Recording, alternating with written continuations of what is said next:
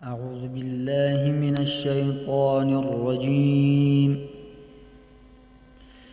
بسم الله الرحمن الرحيم. وقالوا اتخذ الله ولدا سبحانه بل له ما في السماوات والأرض كل له قانتون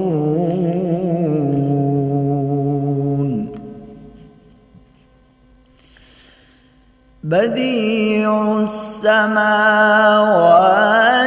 والأرض وإذا قضى أمرا فإنما يقول له كن فيكون.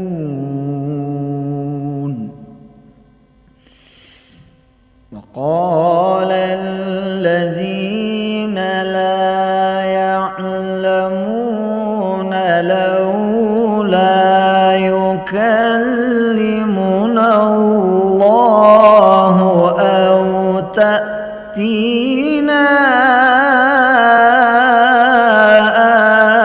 آية كذلك قال الذين من قبلهم مثل قولهم تشابهت قلوبهم قد بينا الآيات لقوم يوقنون. إنا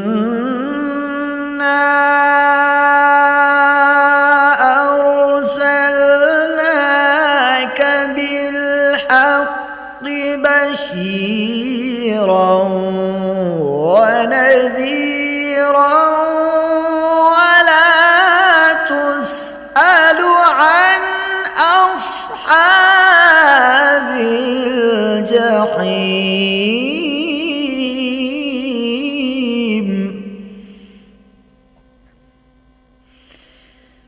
ولن ترضى عنك اليهود ولا النصارى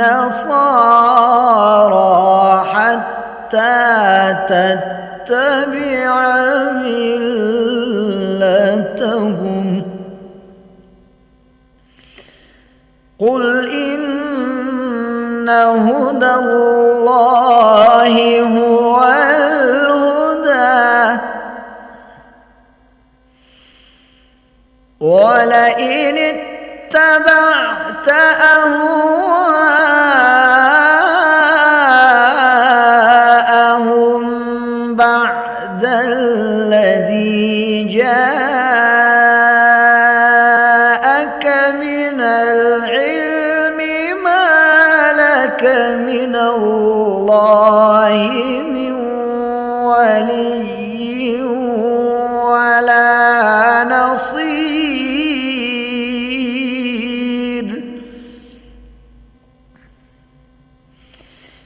الذين آتيناهم الكتاب يتلونه حق تلاوته أولئك يؤمنون به ومن يكفر به فأولئك هم الخاسرون.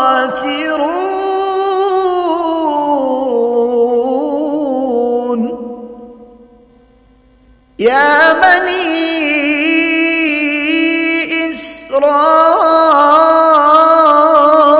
إسرائيل اذكروا نعمتي التي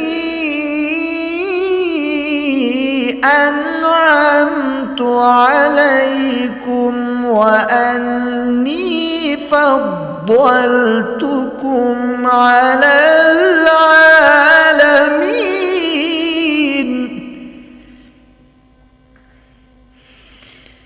واتقوا يوما لا تجزي نفس عن نفس شيئا ولا يقبل منها عدل ولا تنفعها شفاعة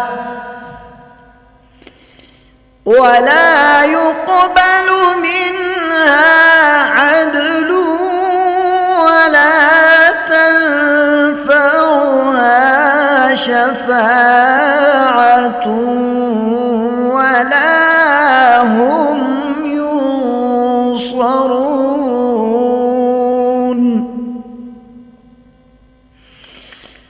وإذ ابتلى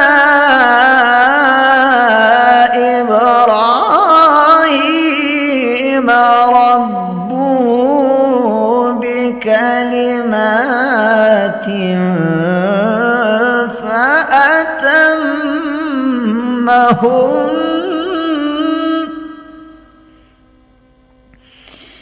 قال إني جاعلك للناس إماما قال ومن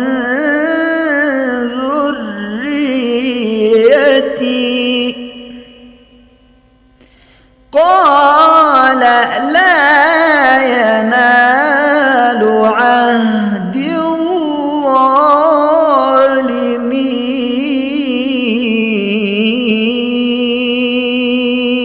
الظالمين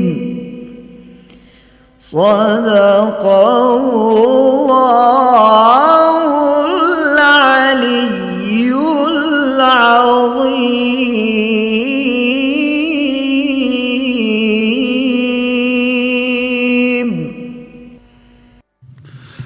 अल्लाह के नाम से जो बड़ा मेहरबान निहायत रहम वाला है। और ये लोग इस बात से के कायल हैं कि अल्लाह औलाद रखता है, नहीं, वो पाक है, बल्कि जो कुछ आसमानों और ज़मीन में है सब उसी का है और सब उसी के फर्मा बरदार हैं। वही आसमानों और ज़मीन का पैदा करने वाला है। जब कोई काम करना चाहता है तो उसको इरशाद फरमा देता है कि हो जा, तो वो हो जाता है। और जो लोग कुछ नहीं जानते यानी मुशरिक, वो कहते हैं कि अल्लाह हमसे कलाम क्यों नहीं करता या हमारे पास कोई निशानी क्यों नहीं आती। इसी तरह जो लोग इनसे पहले थे वो भी इन्हीं की सी बातें किया करते थे। इन लोगों के दिल आपस में मिलते जुलते हैं। जो लोग साहिब यकीन हैं उनके समझाने के लिए हमने निशानियां बयान कर दी हैं। ए मोहम्मद सल्लल्लाहु अलैहि वसल्लम, हमने तुमको सच्चाई के साथ खुशखबरी सुनाने वाला और डराने वाला बनाकर भेजा है और अहले दोज़ख के बारे में तुमसे कुछ पुरसिश नहीं होगी और तुमसे न तो यहूदी कभी खुश होंगे और न ईसाई, यहाँ तक कि इनके मज़हब की पैरवी इख्तियार कर लो। इनसे कह दो कि अल्लाह की हिदायत यानी दीन इस्लाम ही हिदायत है। और ए पैगम्बर सल्लल्लाहु अलैहि वसल्लम, अगर तुम अपने पास इल्म यानी वही इलाही के आ जाने के बाद भी इनकी ख्वाहिशों पर चलोगे तो तुमको अल्लाह के अजाब से बचाने वाला ना कोई दोस्त होगा ना कोई मददगार। जिन लोगों को हमने किताब इनायत की है वो इसको ऐसा पढ़ते हैं जैसा इसके पढ़ने का हक़ है। यही लोग इस पर ईमान रखने वाले हैं और जो इसको नहीं मानते वो खिसारा पाने वाले हैं। ऐ बनी इसराइल, میرے وہ احسان یاد کرو جو میں نے تم پر کیے، اور یہ کہ میں نے تم کو اہل عالم پر فضیلت بخشی۔ اور اس دن سے ڈرو جب کوئی شخص کسی شخص کے کچھ کام نہ آئے، اور نہ اس سے بدلہ قبول کیا جائے، اور نہ اس کو کسی کی سفارش کچھ فائدہ دے، اور نہ لوگوں کو کسی اور طرح کی مدد مل سکے۔ اور جب پروردگار نے چند باتوں میں ابراہیم علیہ السلام کی آزمائش کی تو وہ ان میں پورے اترے۔ اللہ نے کہا کہ میں تم کو لوگوں کا پیشوا بناؤں گا۔ انہوں نے کہا کہ پروردگار میری اولاد میں سے بھی پیشوا بنائیو۔ اللہ نے فرمایا کہ ہمارا اقرار ظالموں کے لیے نہیں ہوا کرتا۔ وآخر دعوانا ان الحمد للہ رب العالمین۔ ابھی آپ پہلے پارے میں سورہ بقرہ کی آیات 116 تا 124 کی تلاوت اور ترجمہ سننے کی سعادت حاصل کر رہے تھے۔ تلاوت فرما رہے تھے قاری سہیل احمد۔ ہدیہ درود و سلام بحضور نبی کریم صلی اللہ علیہ وآلہ وسلم۔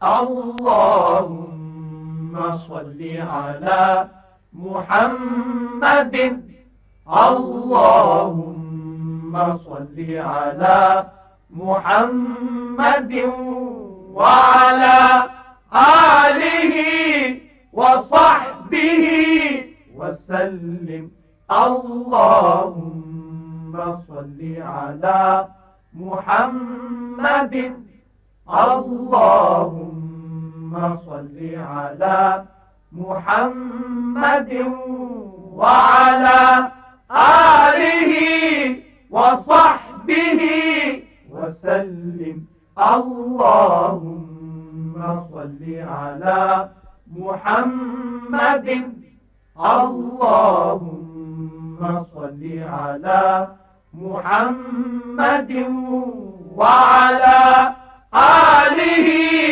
وصحبه وسلم اللهم صل على محمد اللهم صل على محمد وعلى آله وصحبه وسلم۔ ارشاد باری تعالیٰ ہے، پیغمبر کے ذمے تو صرف پیغام الہی کا پہنچا دینا ہے، اور جو کچھ تم ظاہر کرتے ہو اور جو کچھ تم چھپاتے ہو اللہ کو سب معلوم ہے۔ حمد و ثنائے رب جلیل۔ تو ہے جو نظام ہستی، کوئی تو ہے جو نظام ہستی چلا رہا ہے، وہی خدا ہے، کوئی تو ہے جو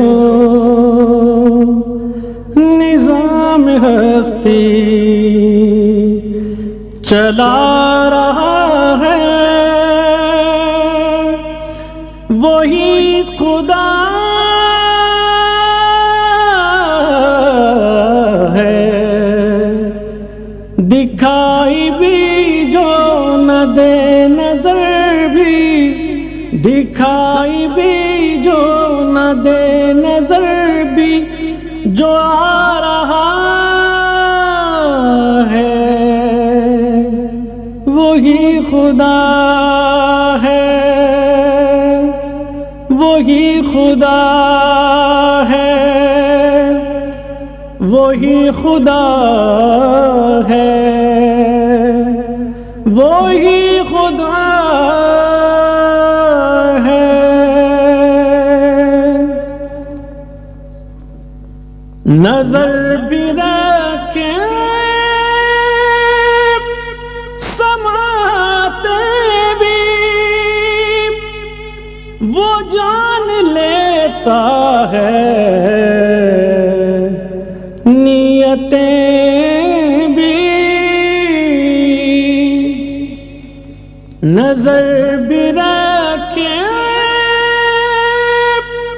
سماعتیں بھی،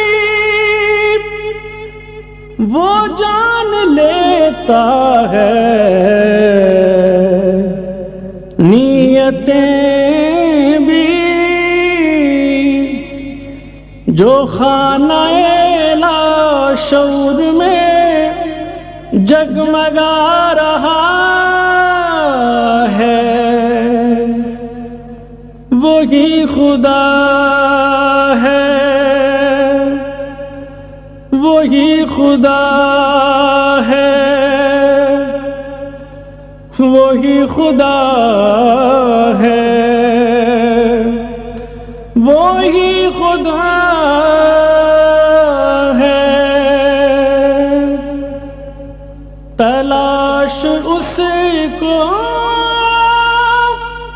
نہ کر بتوں میں، وہ ہے بدلتی ہوئی رتوں میں، تلاش اس کو نہ کر بتوں میں، وہ ہے بدلتی ہوئی رتوں میں، جو دن کو رات اور رات کو دن بنا رہا ہے، وہی خدا ہے، وہی خدا ہے، وہی خدا ہے، وہی خدا ہے،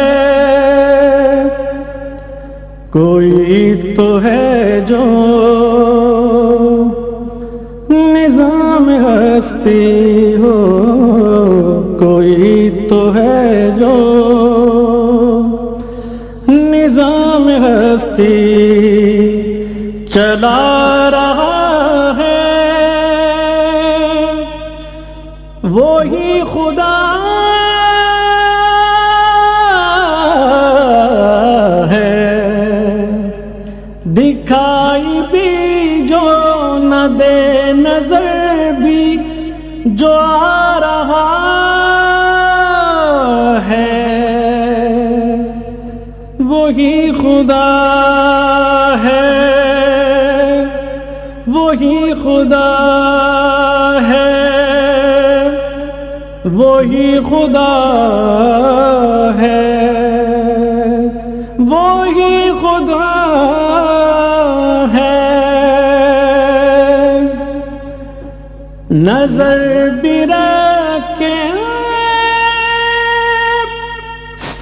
سماعتیں بھی، وہ جان لیتا ہے نیتیں بھی، نظر بھی رکھے سماعتیں بھی، وہ جان لیتا ہے نیتیں بھی، جو خانہ لاشعور میں جگمگا رہا ہے، وہی خدا ہے، وہی خدا ہے، وہی خدا ہے، وہی خدا ہے، کوئی تو ہے جو نظام ہستی چلا رہا ہے وہی خدا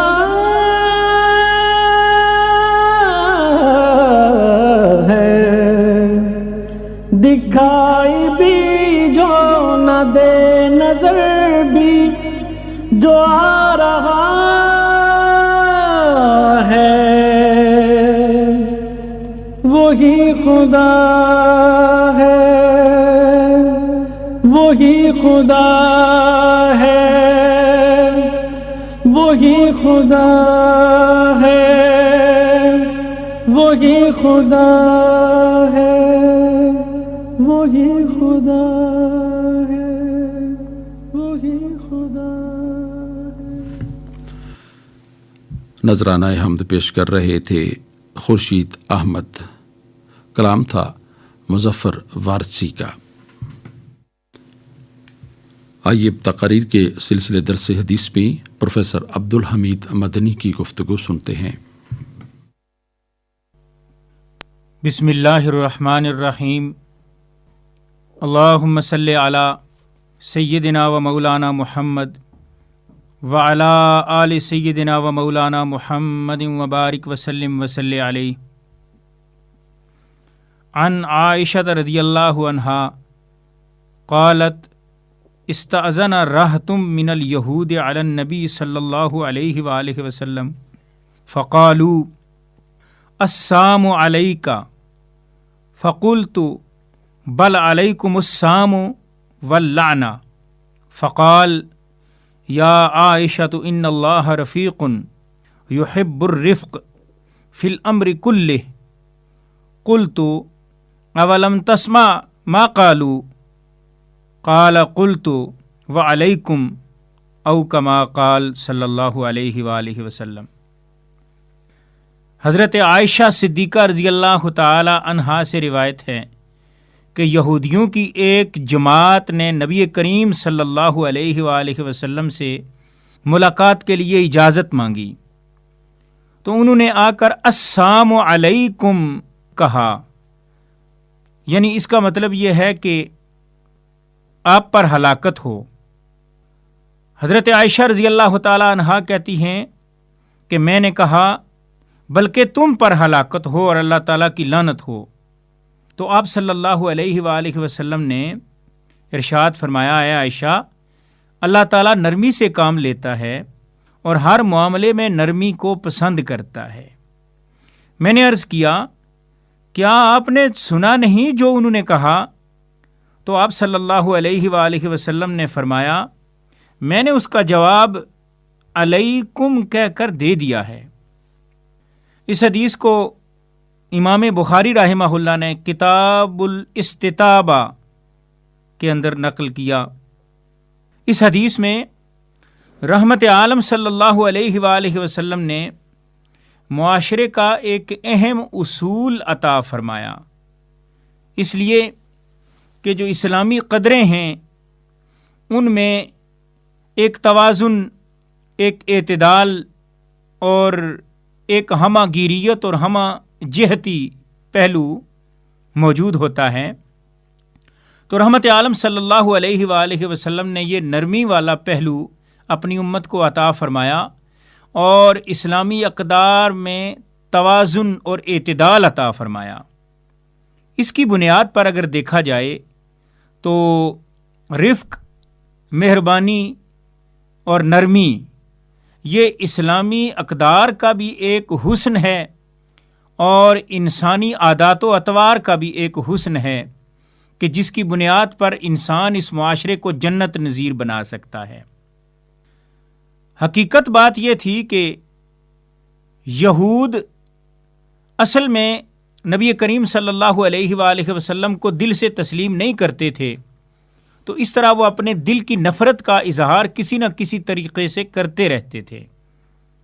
رحمت عالم صلی اللہ علیہ وآلہ وسلم سے انہوں نے ملاقات کی اجازت چاہی اور آ کر کے السلام علیکم کہنے کی بجائے السلام علیکم کہا کہ جو انہوں نے توہین کی نیت سے اور بے ادبی کی نیت سے یہ الفاظ ادا کیے۔ تو رحمت عالم صلی اللہ علیہ وآلہ وسلم نے آگے سے وعلیکم کے الفاظ ادا فرما کر کے ان کی نیت کے مطابق ان کو جواب دے دیا. لیکن سیدہ عائشہ صدیقہ رضی اللہ تعالی عنہا چونکہ آپ پاس ہی تھیں تو آپ سے یہ برداشت نہ ہوا کہ ان کی موجودگی میں ان کے سرتاج اور کائنات کے والی، آپ کے شوہر نامدار اور محمد الرسول اللہ صلی اللہ علیہ وآلہ وسلم جو امام الانبیاء اور امام المرسلین ہیں، ان کی شان میں کوئی توہین کرے یا ان کی شان میں کوئی گستاخی کا ارتکاب کرے یا ان کی موجودگی میں بے ادبی کرے، تو انہوں نے فوراً ان یہودیوں کو جواب دیا کہ وعلیکم السلام، تم پر ہلاکت ہو، واللعنہ، اور تم پر لعنت ہو. تو اس کا مطلب یہ ہے کہ نبی کریم صلی اللہ علیہ وآلہ وسلم کی توہین کسی صورت میں بھی برداشت نہیں کی جا سکتی. ایک یہ معنی ہے. دوسرا معنی یہ ہے کہ رحمت عالم صلی اللہ علیہ وآلہ وسلم نے سیدہ عائشہ صدیقہ رضی اللہ تعالیٰ عنہا سے فرمایا کہ میں نے جواب دے دیا، تو آپ صلی اللہ علیہ وآلہ وسلم کے جواب کے بعد اب ضرورت نہیں تھی کہ ان کو جواب دیا جاتا. لہٰذا سیدہ عائشہ صدیقہ رضی اللہ تعالیٰ عنہا نے اپنی ایمانی غیرت کی بنیاد پر ان کو جواب دیا.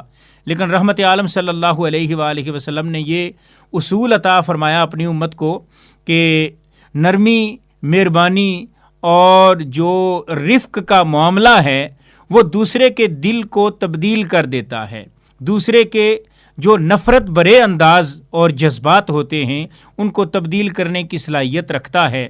لہٰذا آپ صلی اللہ علیہ وآلہ وسلم نے یہ معاشرے کا حسن عطا فرمایا. اللہ رب العالمین ہم سب کو نبی رحمت صلی اللہ علیہ وآلہ وسلم کی سنتوں اور آپ صلی اللہ علیہ وآلہ وسلم کے دیے گئے طریقوں پر ہم سب کو عمل پیرا ہونے کی توفیق ارزانی فرمائے. وآخر دعوانا الحمد للہ رب العالمین. تقاریر کے سلسلے درس حدیث میں گفتگو کر رہے تھے پروفیسر عبدالحمید مدنی. حضور نبی کریم صلی اللہ علیہ وآلہ وسلم نے ارشاد فرمایا، منافق کی 3 نشانیاں ہیں. جب بات کرے تو جھوٹ بولے، وعدہ کرے تو اس کو پورا نہ کرے، اور جب اس کو کسی چیز کا امین بنایا جائے تو خیانت کرے.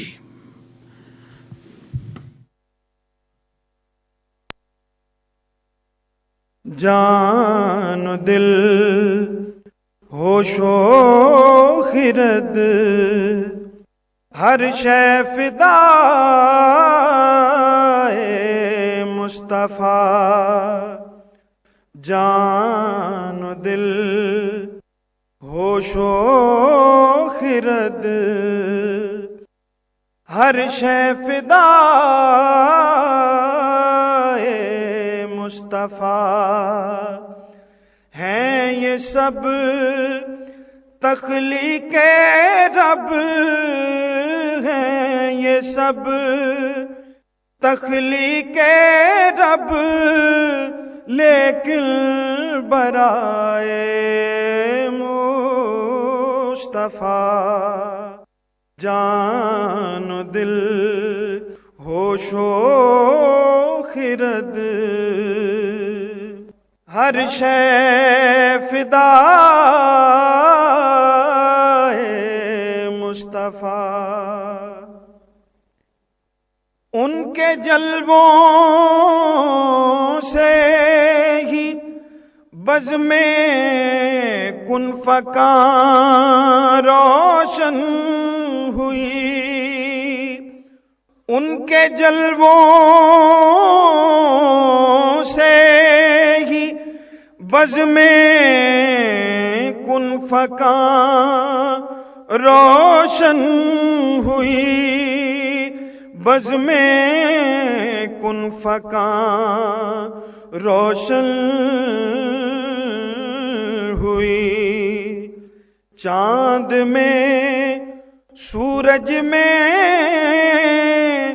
تاروں میں ضیائے مصطفیٰ. چاند میں، سورج میں، تاروں میں ضیائے مصطفیٰ. جان و دل ہوش و خرد ہر شے فدا مصطفیٰ ہے زبان پاک ان کی امر کن کی رازداں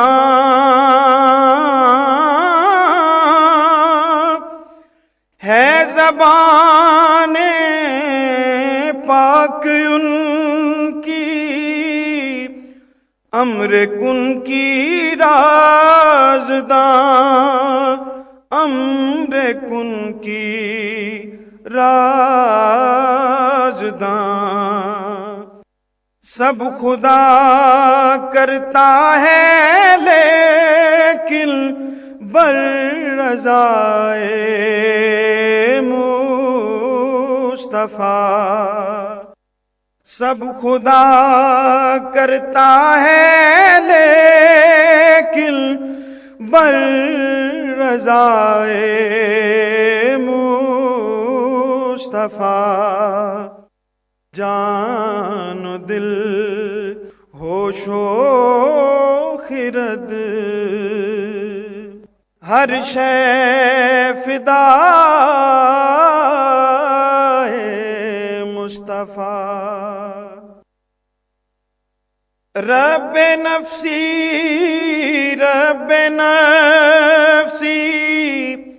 کی صدا ہے چار سو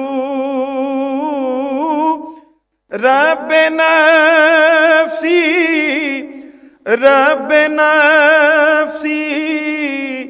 کی صدا ہے چار سو کی صدا ہے چار سو کس کو یارائے شفاعت کس کو یارائے شفاعت ماں سوائے مصطفیٰ جان و دل ہوش و خرد ہر شے فدا مصطفیٰ جھوم کر پل سے گزر جاؤ گنہگاروں کے اب جھوم کر پل سے گزر جاؤ گنہگاروں کے اب گنہگاروں کے اب رب سلم ہے صدائے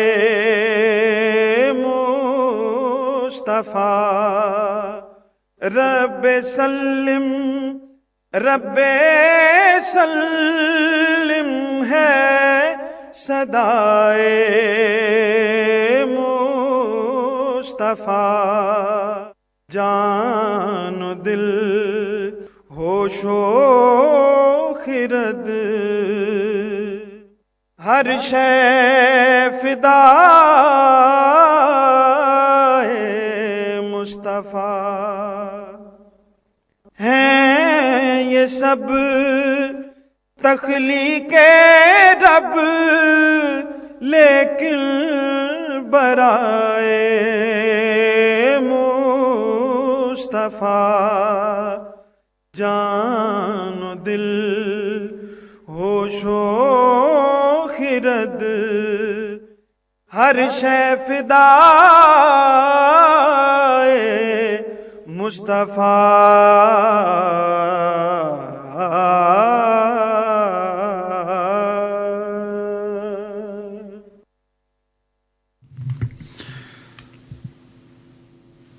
بارگاہ نبوی صلی اللہ علیہ وآلہ وسلم میں ہدیہ عقیدت پیش کر رہے تھے سرور حسین۔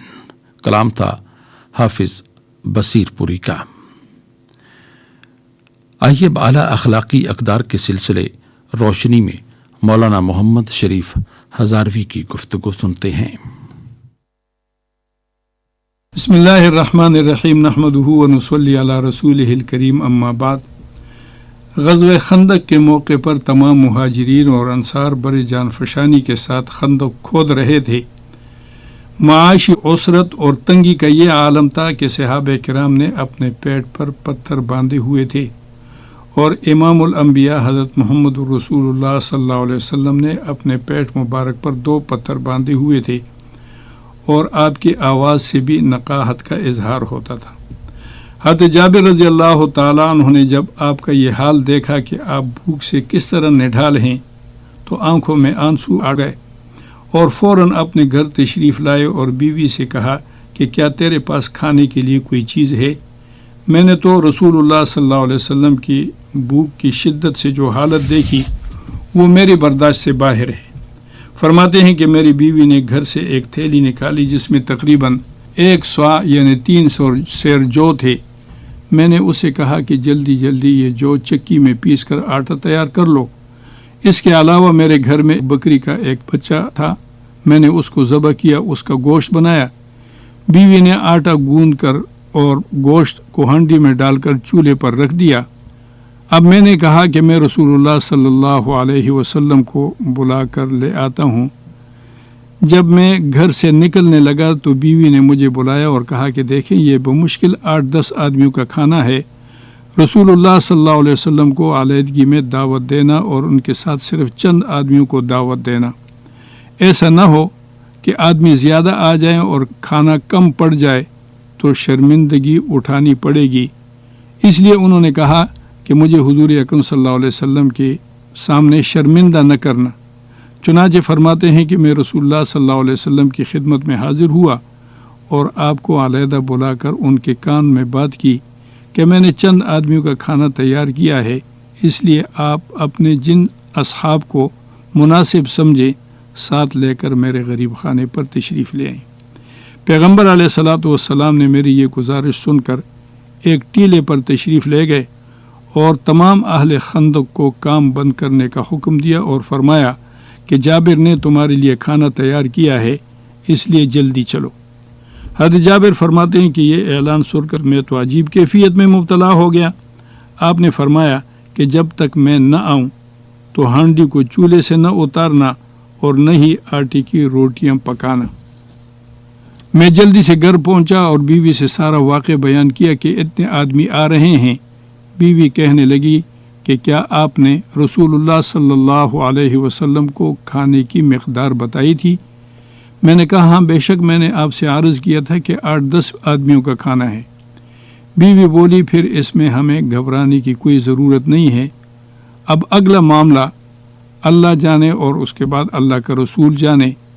چنانچہ پیغمبر علیہ الصلاۃ والسلام ہمارے گھر تشریف لائے۔ آپ نے گوندا ہوا آٹا منگوا کر اس میں اپنا لعاب مبارک ڈالا اور برکت کی دعا فرمائی، اور پھر آپ نے ہانڈی میں بھی اسی طرح لعاب مبارک ملایا اور برکت کی دعا فرمائی۔ پھر آپ نے تندور میں روٹیاں لگانے کا حکم دیا۔ بمشکل 10-12 روٹیاں بنی ہوں گی۔ آپ نے فرمایا کہ دونوں چیزوں کو ڈھانپ کر رکھو اور بقدر ضرورت نکالتے رہنا اور مہمانوں کو بلاؤ۔ بیٹھنے کی جگہ کی جتنی گنجائش تھی اتنے آدمی بلائے، وہ گئے، ان کو کھانا کھلایا گیا، پھر اور بلائے، پھر اسی طرح اور بلاتے گئے، حتیٰ کہ تقریباً 1500 آدمیوں نے خوب سیر ہو کر کھانا کھایا۔ اور فرماتے ہیں کہ ہماری ہانڈی جو ہے وہ اسی طریقے سے بھری ہوئی تھی اور روٹیاں بھی موجود تھی۔ یہ حضور اکرم صلی اللہ علیہ وسلم کے معجزہ اور صحابہ کرام رضوان اللہ علیہم اجمعین کے اخلاص کا واقعہ ہے۔ اللہ کریم ہمیں بھی صحابہ کرام کی طرح اخلاص کی توفیق نصیب فرمائے۔ وما علینا الا البلاغ۔ اعلیٰ اخلاقی اقدار کے سلسلے روشنی میں گفتگو کر رہے تھے مولانا محمد شریف ہزاروی۔ ارشاد نبوی صلی اللہ علیہ وآلہ وسلم ہے، قرابت کا حق ادا کرنے والا اور صلہ رحمی کرنے والا وہ شخص نہیں جو احسان کے بدلے میں احسان کرتا ہو، بلکہ وہ ہے جو رشتہ توڑنے والوں سے رشتہ جوڑے اور حق تلفی پر بھی قرابت کا حق ادا کرے۔ مہر و انجم ہے خریدار مدینہ، مہر و انجم ہے خریدار مدینہ، یہ کوئی محمد ہے کہ بازار مدینہ، ایمان کی دولت ہے تہ دامن کوثر، ایمان کی دولت ہے تہ دامن کوثر، کوثر ہے تہ سایہ دیوار مدینہ، کوثر ہے تہ سایہ دیوار مدینہ،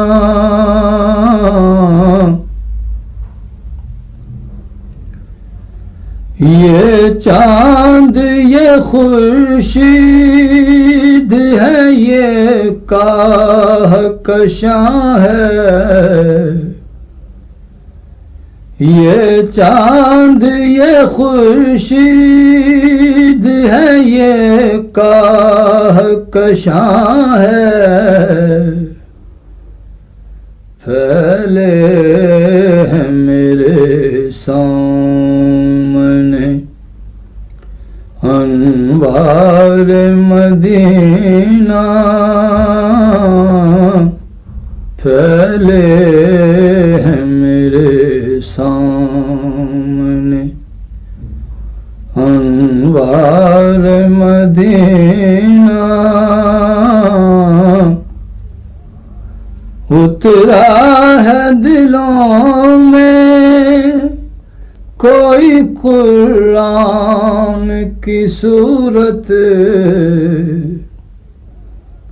اترا ہے دلوں میں کوئی قرآن کی صورت،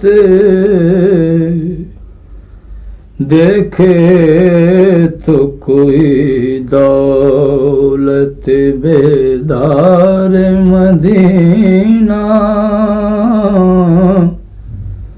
دیکھے تو کوئی دولت بیدار مدینہ،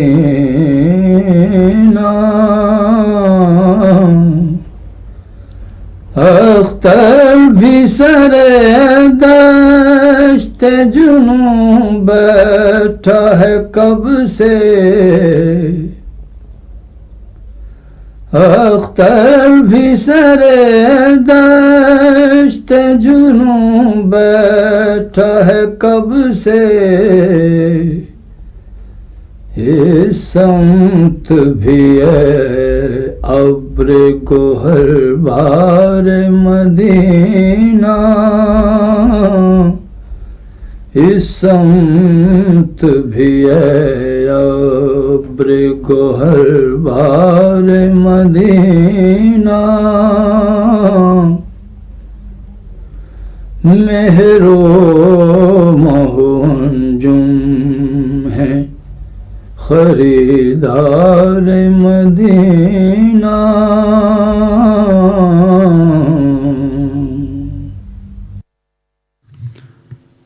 نعت رسول مقبول صلی اللہ علیہ وآلہ وسلم پیش کر رہے تھے اعجاز حسین ہزروی، کلام تھا اختر ہوشیار پوری کا۔ دینی تعلیمات کا پروگرام حیا علی الفلاح ریڈیو پاکستان اسلام آباد کے اسٹوڈیو سے قومی نشریاتی رابطے پر پیش کیا جا رہا ہے۔ آپ نے پوچھا ہے، آپ کے دینی اور سماجی مسائل کا حل قرآن و سنت کی روشنی میں پیش کر رہے ہیں ڈاکٹر حافظ حبیب الرحمان۔ الحمدللہ رب العالمین والصلاة والسلام علی رسولہ الکریم، اما بعد فاعوذ باللہ من الشیطان الرجیم، بسم اللہ الرحمن الرحیم۔ یہ جمیل احمد صاحب کا سوال ہے کہ تہجد کی نماز کا طریقہ کیا ہے، اس کی نیت کیسے کی جاتی ہے اور اس کی کتنی رکعات ہیں۔ بہت اچھا سوال ہے، اللہ تعالیٰ تہجد کی نماز کی توفیق عطا فرمائے۔ آج ہمارے معاشرے میں یقیناً ایسے خوش نصیب لوگ ہیں جو تہجد کی نماز کا اہتمام کرتے ہیں اور نماز کا طریقہ بھی سیکھنا چاہتے ہیں۔ اللہ تبارک و تعالی ان کو ہمت اور توفیق عطا فرمائے۔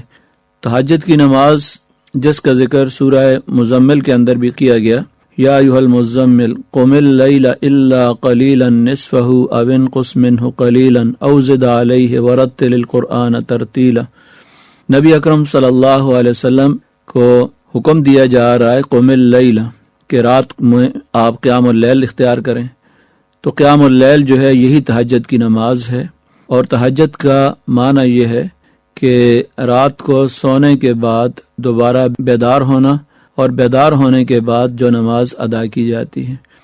اس لیے عشاء کی نماز پڑھ کر اگر کوئی شخص سو جاتا ہے، سو جانے کے بعد رات کے جس حصے کے اندر بھی اٹھ جاتا ہے اور اٹھ کر کچھ نوافل ادا کر لیتا ہے، تو یہ اس کی تہجد کی نماز بن جاتی ہے اور اس کو تہجد کا ثواب ملتا ہے۔ البتہ رات کے آخری حصے میں جو سحری کا وقت ہے، اس وقت زیادہ فضیلت ہے، اور اس موقع پر اہتمام کرنا جو ہے وہ زیادہ اجر و ثواب کا باعث ہے، کیونکہ نبی اکرم صلی اللہ علیہ وسلم نے رات کے حصوں کو تقسیم کر دیا تھا۔ رات کا آخری حصہ جو ہے نبی اکرم صلی اللہ علیہ وسلم نے عبادت کے لیے مختص کیا ہوا تھا۔ آپ کو تو حکم یہ تھا قم اللیل الا قلیلا نصفہ او انقص منہ قلیلا او زد علیہ، کہ آدھی رات یا اس سے کچھ کم یا کچھ زیادہ۔ اب نبی اکرم صلی اللہ علیہ وسلم کے لیے تو تہجد کی نماز جو ہے وہ لازم تھی، واجب کے درجے میں تھی، لیکن اللہ تعالیٰ نے اپنی خصوصی رحمت اور محبت اور اس امت پر شفقت کی وجہ سے اس کو فرض یا واجب نہیں کیا، بلکہ صرف اس کو مستحب رکھا اور اس کی فضیلت بیان کر دی کہ تہجد کی نماز جو ہے یہ اللہ تبارک و تعالیٰ کے ہاں کس قدر فضیلت رکھتی ہے کہ وَبِالْأَسْحَارِ هُمْ يَسْتَغْفِرُونَ، سحری کے وقت اللہ تبارک و تعالیٰ کے نیک اور حقیقی بندے اللہ تعالیٰ سے التجائیں کرتے ہیں، استغفار کرتے ہیں، توبہ کرتے ہیں۔ تو جب سحری کے وقت تہجد کی نماز ادا کی جاتی ہے تو اس وقت جب ساری دنیا سوئی ہوئی ہوتی ہے تو یہ اللہ کا بندہ اٹھ کر اللہ تبارک و تعالیٰ کے حضور کھڑا ہوتا ہے، قیام کرتا ہے، رکوع کرتا ہے، سجدہ کرتا ہے، اپنے خالق اور مالک کو راضی کرنے کی کوشش کرتا ہے، استغفار کرتا ہے، توبہ کرتا ہے۔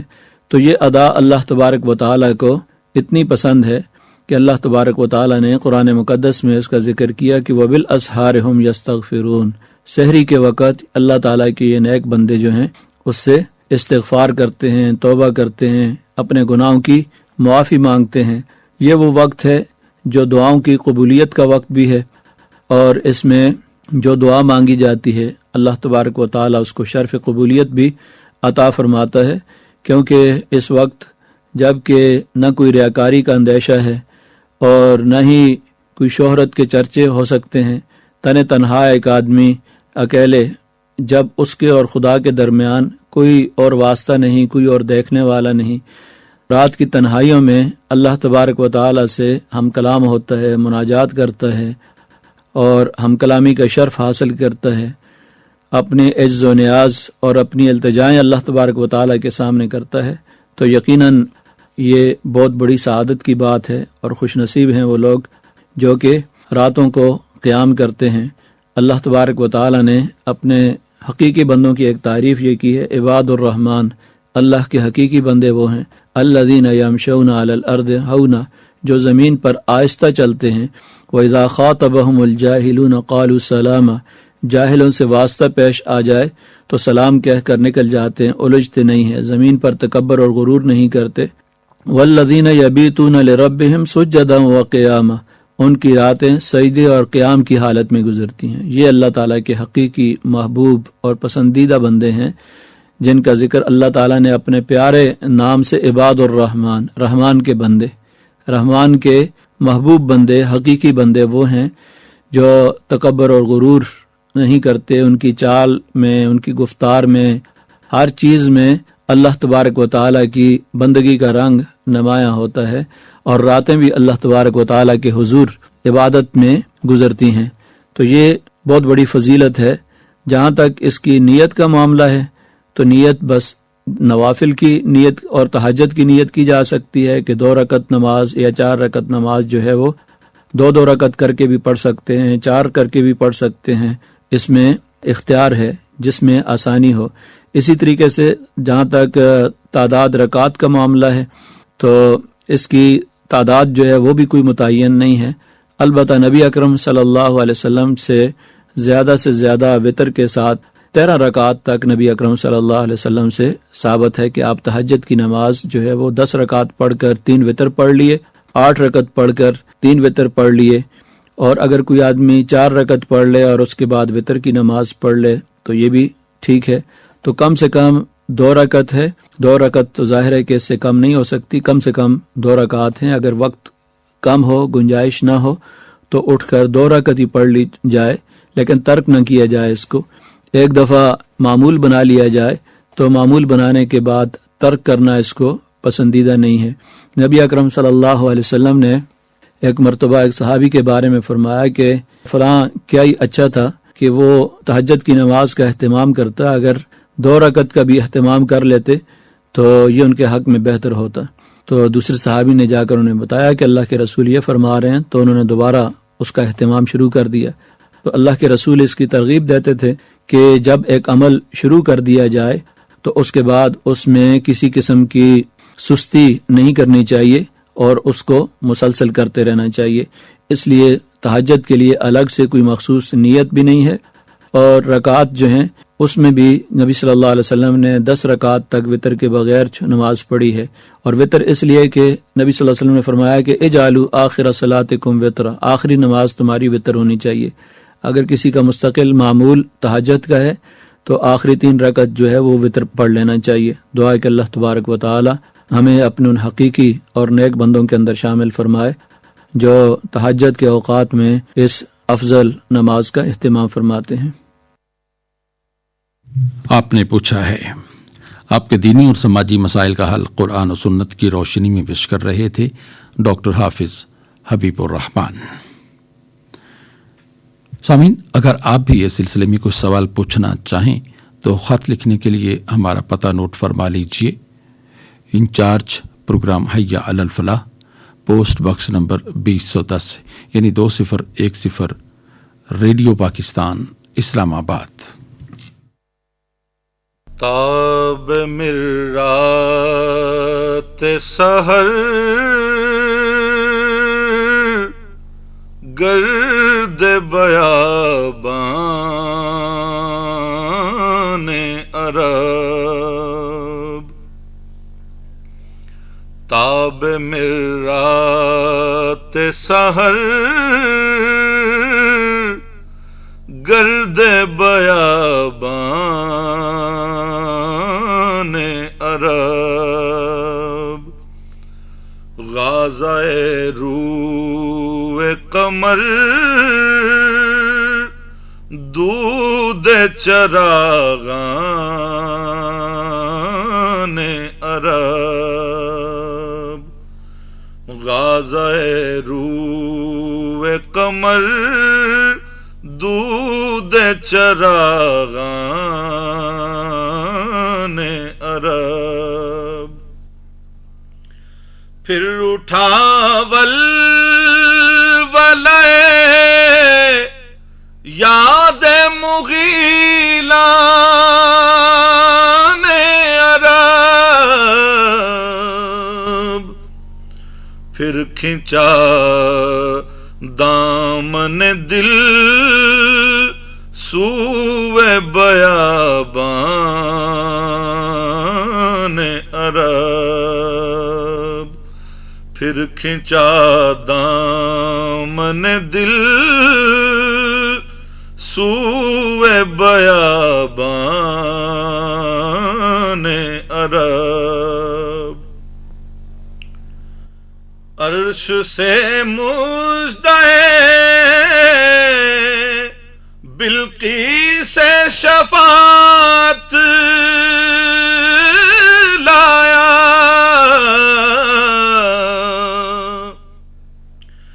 عرش سے مژدہ بلقیس شفاعت لایا،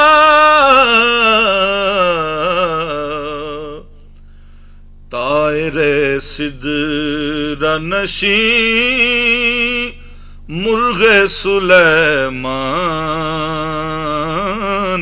عرب، طائر سدرہ نشین مرغ سلیمان عرب، حسن یوسف پہ کٹی مصر میں انگشت زنا،